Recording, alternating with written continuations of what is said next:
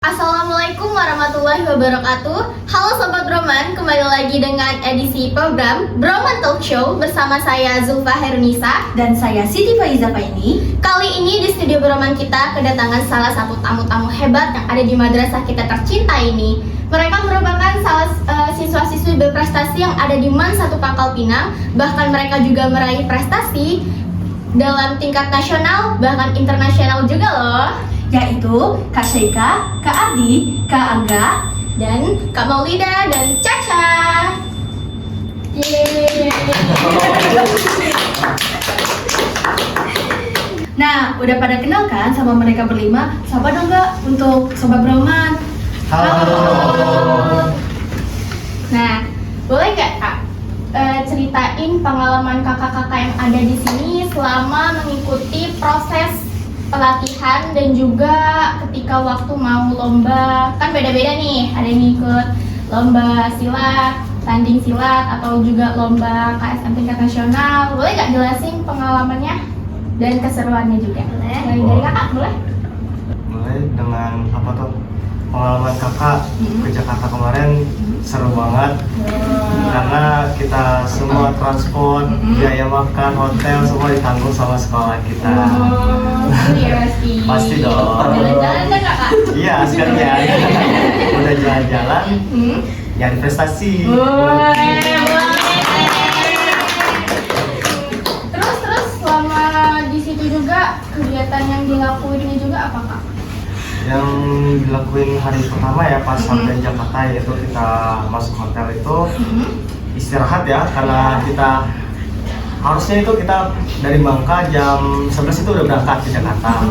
Delaynya itu sampai habis maghrib baru berangkat. Jadi kami berdua sama Caca sempat kecapean juga kan di perjalanan.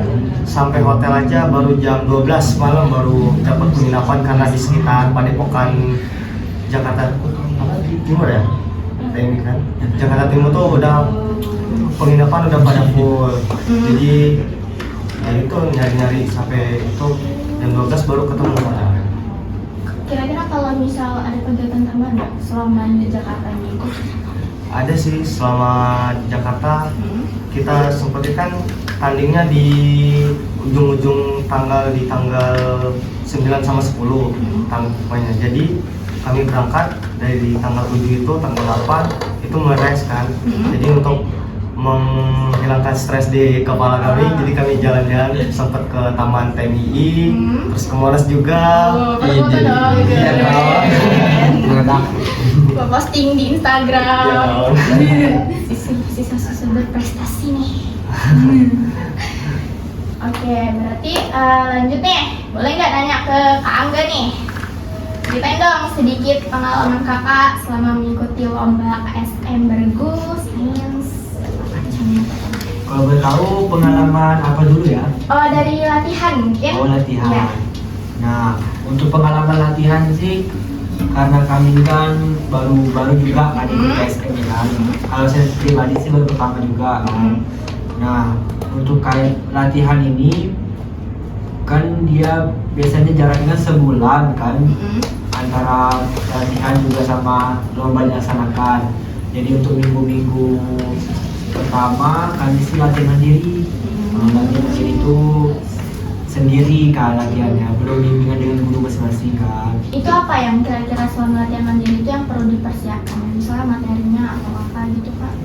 Kalau saya sendiri sih kebanyakan baca-baca materi, terus cari contoh-contoh soal yang KSM tahun lalu di YouTube kan, sambil belajar-belajar pembahasannya. Itu sih kalau untuk materi. Terus kalau misalnya nanti udah selesai latihan mandiri nih, nanti kan latihan itu sama siapa? Guru-guru pembimbing. Nah, itu sama Untuk guru pembimbingnya sih, kalau waktu di kota kemarin nih kan, kalau di kota kemarin tuh dibagi-bagi karena misalkan untuk individu tuh ada 6 mapel yang dilompatkan ya. Yaitu biologi, matematika, fisika, geografi, kimia sama ekonomi. Nah, untuk bimbingannya tuh ke guru mapel masing-masing untuk individu.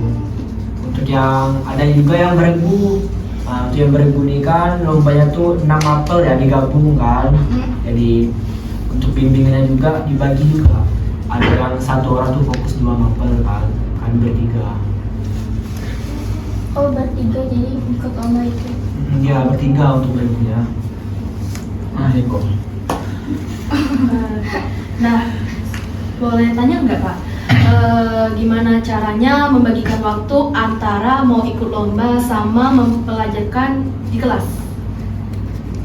Untuk pribadi saya sendiri membagikan waktu nggak tahu banyak sih, kayak dari pagi bangun subuh itu udah ibaratnya jam 4 subuh kami latihan dulu mandiri di rumah, habis itu mandi setengah 6, terus jam 6 kita untuk sekolah, terus bisa lagi pulang sekolah ini nggak langsung pulang ke rumah nih, langsung lagi latihan, nanti habis latihan baru pulang ke rumah, malam lanjut lagi latihan.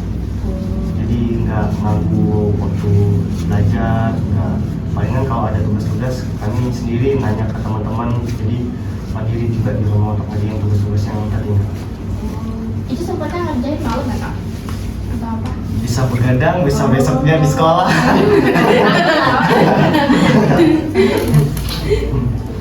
Kalau pribadinya Kak Anda gimana? Karena kan kita tuh kan bimbingan tuh pastinya di spend ya, nah, jadi tidak belajar di kelas. Jadi waktu di bimbingan nanti bimbingan tuh bisa dari jam 7 sampai siang kan. Habis itu masuk lagi ke kelas. Nah, untuk bagi waktu tuh pastinya kan kita tuh karena dispensasi itu kan tugas tuh banyak ketinggalan kan, maupun materi. Kalau saya pribadi nanya dengan teman-teman apa aja materinya, apa aja tugas hari itu kan. Nah, kalau untuk tugas-tugas yang ketinggalan itu bisa ngerjanya malam atau hari libur atau di sekolah waktu jam kosong kan, ambil kesempatan itu kan untuk ngerjain PR yang belum selesai kan. Nah, kalau mungkin ada tambahan dari Adi, Molida, kemudian bagi waktunya. Kalau bagi waktu ya, kalau saya pribadi, karena tinggalnya juga di asrama pun ada kegiatan, jadi pas pagi-pagi atau udah kami kan les nih, malam-malam les sampai jam 9. Habis les itu karena sama tadi di spam ya, pagi di spam sampai siang, otomatis ada pelajaran yang kami nggak ikuti di kelas. Jadi ngajarnya tuh nanti nanya ke kawan, terus habis les baru ngerjain tugas atau enggak. Kalau memang habis les itu tidak bisa lagi ngerjain tugas karena udah kecapean, bangun paginya sebelum subuh atau habis subuhnya baru ngerjain lagi ngelanjut. Dan pastinya untuk makan ibadah juga ada tinggal kan. Ini kan kakaknya nih lombanya bertiga nih. Selama latihannya nih ada nggak sih berantemnya gitu? Pasti. Konfliknya? Ini kan kalau kami kan KSM-nya beregu ya kan. Nah, untuk lomba bertiga beregu tuh pasti setiap orang tuh kan beda-beda kan wataknya kan. Ada yang memang rajin, ada yang dia tuh belajar santai, ada yang nggak diinget terus kawan-kawan dengan teman-teman kan. Nah, jadi itulah tantangan untuk lomba-lomba yang beregu kan. Kami tuh harus bagaimana ya? Kami tuh harus dituntut untuk menyatukan pemikiran. Apa? Jawab. Oke, gitu ya, berarti bisa keluar dari permasalahannya, ada namanya juga bergu kalau mau lolos ke tingkat berikutnya. Iya. Nah, Caca nih, Caca juara 3 OSN, dapat hadiah. Oh, 3 OSN. OSN. Oh, 2 dua OSN. Oh, 2 OSN. Boleh kan nih, Anak jelasin Caca waktu bisa dapat ikut lomba tuh yang hadiah berapa tuh Caca? Berapa sih? 15 juta ya? Nah, boleh nih. Latihan. Iya, selama latihannya. Untuk latihannya karena tingkat nasional ini dadakan, sebenarnya bulan September tapi dimaju jadi bulan Agustus. Kami baru latihan 3 hari sebelum lomba. Untuk latihannya kami pagi sama sore cuman. Pagi sama sore. Itu selama 3 hari. Iya. Terus setelah itu lomba langsung ya? Iya, langsung. Hebat. Di Jakarta Utara. Oh, di Jakarta Utara. Setelah 3 hari sebelum lomba, Udah dapet juara lagi. Masya Allah. Pak. Kak Ardi, boleh nyanyi nggak? Kan kakak bentar lagi mau ke Maluku nih. Nah, apa aja sih persiapan untuk lomba KSM tingkat nasional di Maluku? Kalau persiapan saya sih belajar seperti belajar mandiri gitu kan. Nah, mungkin waktu belajarnya selesai subuh kan mungkin masih ada waktu luang kan. Nah, sebelum berangkat ke sekolah mungkin saya belajar dulu sebentar. Kalau di sekolah kan agak susah kan kalau mau belajar tentang materi KSM kan, karena ada waktu belajar juga di sekolah. Mungkin kalau ada waktu luang lagi kalau sudah pulang sekolah. Nah, untuk KSM provinsi ini, untuk KSM bersama KSM tingkat nasional ini, karena kan belum ada dispensasi resmi dari sekolah kan untuk belajarnya. Jadi kami sendiri yang menyesuaikan waktunya kan, misalnya ada ruang kapan belajar kan. Nah, dan kalau selain itu juga kami mengulang-ulang hafalan yang di tingkat provinsi kemarin, kan supaya ingat lagi kan. Dan yang terakhir itu persiapannya mungkin kami bertiga nih harus mengakrabkan diri kan, karena kan kekompakan itu perlu kan. Terus juga sehati juga perlu juga. Kalau nggak sehati kan pasti Iya. kacau. Udah Nah, karena ini kan kami mau tanya lu pernah kapan berangkat tuh? Kapan berangkat ke Maluku, Kak? Untuk berangkat ke Malukunya insya Allah tanggal 2 September ini kan. Bentar lagi. Apa aja tuh yang udah dipersiapin untuk berangkat ke Malukunya? Untuk belum ada sih, Oh, belum. belum ada. Ini mau fokus belajar aja dulu. Buat fokus belajar ini, apa nih? Iya, materi-materinya sih. Nih, kalau gitu boleh nanya lagi nggak nih? Kalau mungkin Boleh. buat semuanya sih. Kan selama proses latihan dan ketika bertanding dan juga ketika berlomba nih, pasti pernah ngalaminnya kegagalan kan sebelum mulai tembus tingkat nasional. Ini boleh diceritain sedikit nih kegagalan yang mungkin agak sedikit vertikal. Terus gimana caranya biar bisa bangkit dari situ sampai nembus, alhamdulillah nembus nasional kan? Bisa diceritain dikit gak nih Kak? Mungkin dari Kak Syeka? Untuk saya pribadi, pertama kali untuk mengikuti ajang Indonesia Internasional, Indonesia Open kan, pertama tuh nggak ada nih yang studentnya untuk pelajarnya, jadi harus main di kelas dewasa. Di situ saya udah berkecil hati untuk ngikut, jadi latihan juga udah mulai down. Jadi sambil nyari-nyari ngegali-gali info lagi sama teman-teman saya, ternyata ada nih info Indonesia Open yang studinya internasional. Jadi kami ngajuin untuk ke sekolah, kayak di SCC sama si sekolah. Jadi dari situ semangat juga udah dibangkitin lagi, untuk motivasinya beda lagi untuk juara sana, karena kan sana juga kami melawan dari beberapa negara juga yang datang, ada Malaysia, Singapura, Amerika di sana kan. Gimana tuh Kakak lihat saingan-saingannya dari berbagai negara? Apalagi kalau misalnya mereka latihan tampil lebih dulu dari Kakak. Kalau pribadi agak nervous ya ngelihatnya, Oh, kayak ya, pasti. bagus, apalagi pencak silat Indonesia ini kan atletnya, apalagi yang dari Jabar, Jakarta itu rata-rata yang udah tembus internasional semua, yang udah main di Asian School juga yang internasional. Jadi itu juga lawan-lawan kita berdua. Gimana juga perasaan kita tuh? Aman ya? Bawa santai, Bing. Oh, buat santai ya? Boleh buat Jangan santai. terlalu Jangan pegang. tegang ya, biar kita bisa fokus sama tujuan kita untuk meraih juara. Gimana dengan kakak juga ini? Kalau saya sih berbicara tentang kegagalan nih kan, pastinya setiap orang tuh kan pernah ya merasa gagal. Iya, pernah. Benar-benar. Nah, sebelum kakak ikut KSM nih kan, emang kakak tuh udah pernah ikut lomba-lomba lain sebelumnya kan. Nah, waktu itu untuk olimpiade sains nih pernah dulu di SMP kan, lomba terus, ikut terus, tapi belum rezeki kan, kalah kan. Nah, jadi dari situ down kan semangat, jadi berpikir kan percuma lomba itu, tapi nggak menang kan, semangat, sempat kurang turun semangat, jadi tidak pernah lagi mau ikut lomba-lomba olimpiade seperti itu kan.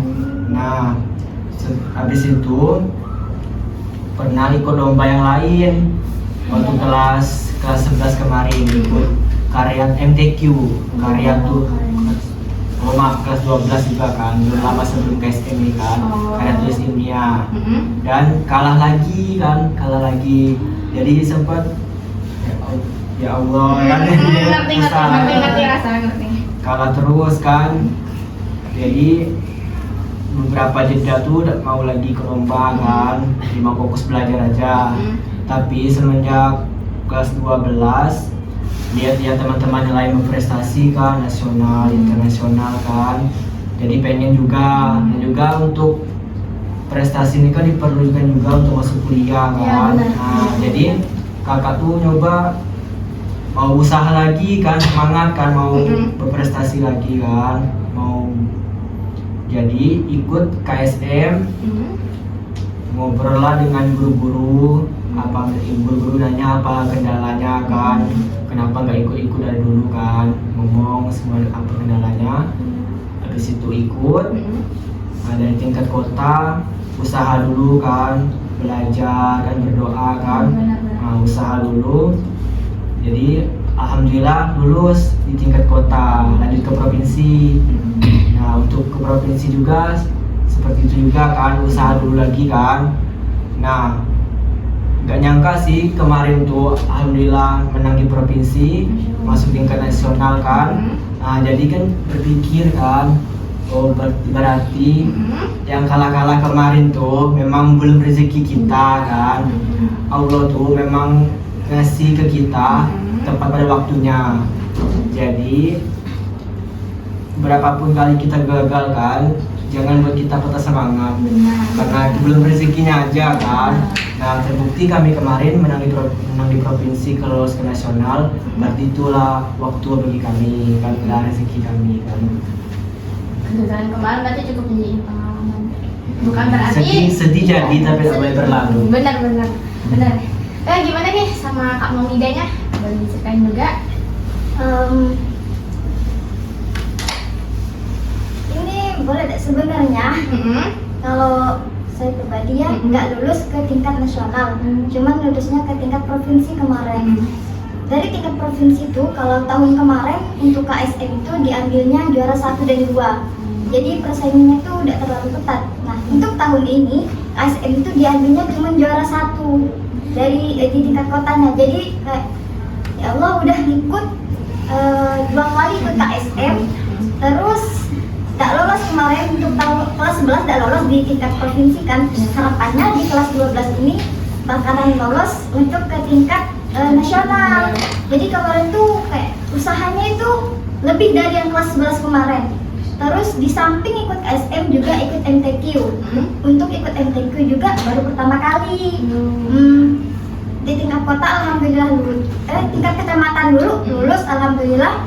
Terus ke tingkat kotanya dapat juara 3. Kayak karena udah semangat di situ. Karena udah lulus di tingkat alhamdulillah dapat juara 3 di tingkat kota kan, jadi harapannya MTQ tadi untuk KSM-nya juga lulus ke tingkat nasional. Kayak ini kesempatan terakhir loh di kelas 12 untuk ikut KSM kan. Dan pas hasil keluar, kalau dibilang kecewa banget sebenarnya. Cuman saya pernah dapat nasihat dari teman, kegagalan kamu hari itu nggak apa-apa, memang belum rezeki. Dan kegagalan kamu hari ini nggak akan bikin hidup kamu berakhir. Benar. Dan ikhtiar saya mungkin memang belum dibalas oleh Allah untuk sekarang, tapi yakinlah suatu saat nanti bakal ada hal yang lebih baik lagi ke depannya. Itu sih yang saya dapat dari KSM. Semua akan indah pada waktunya. Iya, benar. Nah, aku mau nanya nih sama semuanya lah, apa motivasi terbesar kalian dalam meraih prestasi? Untuk motivasi usaha saya yaitu pertama orang tua, terus untuk diri sendiri juga, untuk meraih masa depan juga kan butuh prestasi juga kan, untuk kalau mau tes atau nggak mau masuk kuliah tetangga kan, kita bisa memberikan prestasi. Itu aja sih yang motivasi yang saya buat.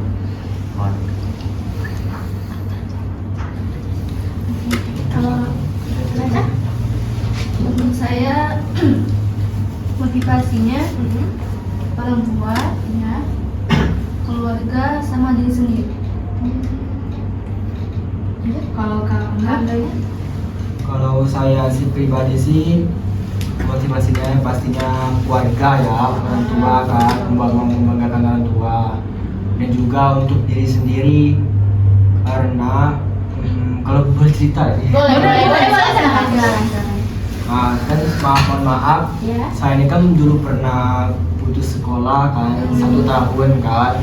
Nah, jadi sempat tinggal kelas. Jadi semenjak dari situ putus sekolah, lalu pernah juga ada masalah keluarga kan, orang tua cerai kan, berapa kali, dan juga pernah juga tinggal di panti asuhan. Jadi semenjak berapa kali terpukul dengan keadaan tuh, saya sebenarnya dulu tuh anaknya masih mana ya, waktu SD tuh dia terlalu mikirin pelajaran, masa sekolah tuh pokoknya kan masih SD kan, apa-apa tuh pulang sekolah beli mainan semua, nggak pernah mikir pelajaran kan. Mungkin Allah baik kan, jadi mau negur kan dengan cara Allah kan, jadi terpukul dengan keadaan yang menyakitkan seperti itu kan, jadi saya terbuka untuk berusaha untuk berprestasi kan. Itu motivasinya supaya hidup jadi lebih baik lagi kan. Kalau pribadinya Kak Andi gimana? Kalau pribadi saya, motivasi saya untuk mencapai prestasi ini ya untuk orang tua nih, dan juga untuk diri sendiri untuk menggapai cita-cita. Kalau Kak Maulida? Kalau saya pribadi otomatis ya keluarga, orang tua yang pertama. Terus untuk diri saya sendiri karena saya punya cita-cita, jadi saya harus mengusahakannya dari sekarang. Kalau nggak sekarang kapan lagi kita Benar. Sebenarnya cuma sekali ya. Karena udah kelas 12 kan, jadi sangat Ya kakak ini Iya. semuanya menempuh kehidupan yang mungkin lebih wah lah dibandingkan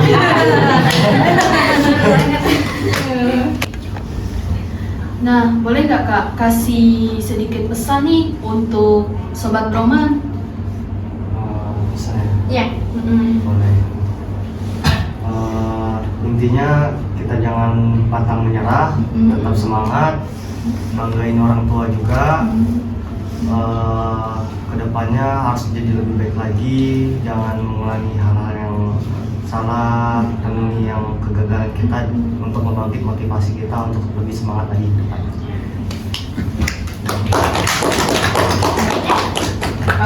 Yang lain? Kalau motivasi dari saya sih harus ingat kalau kalian itu untuk mencoba itu jangan takut gagal, harus berpikir untuk sukses gitu. Kalau kalian berpikir untuk gagal percuma perjuangan yang kalian buat tuh kan. Kalau kalian ingin gagal itu harus berpikir lagi sejauh mana kalian telah berproses. Itu saja deh. Iya. Masuk. Caca? Untuk saya jangan takut mencoba sama jangan takut gagal. Oke. Kalau Kak Angga? Kalau saya pesan untuk teman-teman semua yang di sana punya impian masing-masing kan, jangan berhenti berusaha untuk menggapai impiannya, dan jangan berpikir kan misalkan kita ini dari keluarga yang kurang mampu atau keluarga yang beda dari orang lain lah, pokoknya kan keluarga yang gimana ya nasibnya itu ya, sedih dari orang lain kan. Nah, untuk sukses ini tidak melihat siapa kita kan, entah apa latar belakang kita kan, yang penting kita berusaha untuk menggapai kesuksesan kan. Dan juga jangan iri dengan kelebihan orang lain, karena setiap manusia itu kan diberikan Allah kelebihan masing-masing. Ada yang lebih unggul di akademika, ada yang di non akademika. Nah, jangan iri dengan kelebihan orang lain, cari jati diri sendiri, usahakan asah terus bakatnya menjadi senjata utama untuk kita menggapai impian. Dan jangan lupa untuk selalu beribadah kan, belajar diimani juga dengan ibadah kan. Dan apalagi yang satu lagi kan, proses setiap orang tuh kan dalam mencapai keberhasilan kan beda-beda kan. Ada yang mungkin dia prosesnya mulus terus, ada mungkin yang jatuhnya jedanya berapa bulan, berapa tahun kan. Pokoknya proses setiap orang tuh beda-beda. Jadi kita terus berusaha menunggu kapan waktunya bagi kita kan, nikmati prosesnya dan nikmati perjalanannya. Semoga sukses selalu.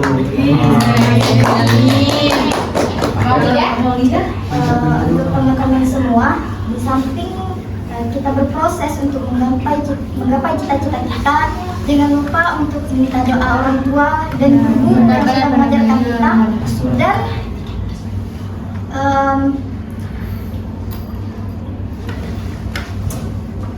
Dan beribadahlah di samping kamu berproses, agar prosesmu itu sesuai dengan apa yang kamu inginkan.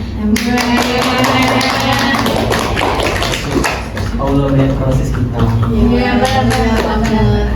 Berarti memang tidak ada penghalang ya untuk kalau maunya berkarya, walaupun tidak ada penghalang dari diri sendiri.